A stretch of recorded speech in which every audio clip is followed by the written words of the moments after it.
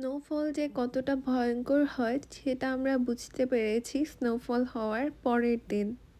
আসসালামু আলাইকুম everyone, welcome করছি আমার নতুন আরেকটা ব্লগে। কেমন আছেন সবাই? আশা করছি ভালো আছেন। সেদিন কিন্তু ওরা স্নোফলের মধ্যেও বাবা আর আমার হাজবেন্ড মিলে দুজনে একসাথে অনেক স্নোফল কমিয়েছে।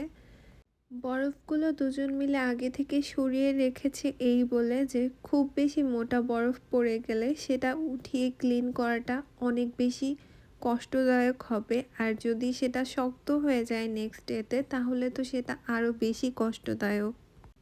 সেদিন স্নোফলের মধ্যে গিয়ে সারাদিন ধরে এই স্নোগুলো সরানোর পর আমার হাজবেন্ডের অবস্থা তো খুবই খারাপ হয়েছে, সাথে বাবার তো অনেক বেশি ঠান্ডা লেগে গিয়েছে, অনেক অসুস্থ হয়ে গিয়েছে। তাই নেক্সট ডেতে আর বাবা বাহিরে স্নোগুলো ক্লিন করতে যায়নি।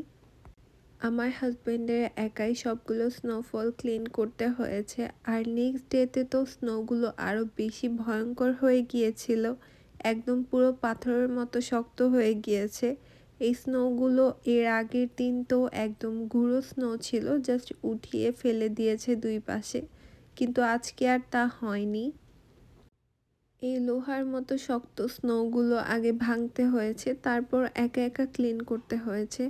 আর যেহেতু আমাদের পার্কিং রোডটা অনেক বেশি বড়, তাই এখান থেকে পুরো পার্কিং রোডটা ওর নিজেই ক্লিন করতে হয়েছে, ব্যাকইয়ার্ড থেকে শুরু করে একদম পুরো পার্কিং রোডটা পর্যন্ত। এইবারের এই ভয়ঙ্কর স্নোফলে কিন্তু ওদের অফিসও বন্ধ করে দিয়েছে 3 দিনের জন্য। রাতে ওর হাত পুরো ফুলে গিয়েছে এগুলো ক্লিন করতে গিয়ে।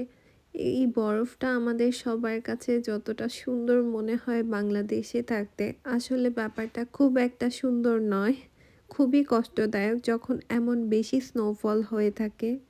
আমাদের এই স্টেটে তো অনেক বছর পর এমন বড় স্নোফল হয়েছে, অন্যান্য স্টেটে তো প্রতি বছরই এরকম টাইপের স্নোফল হয়, এর চেয়েও বেশি হয়। জানি না তাদের অবস্থা কি হয়।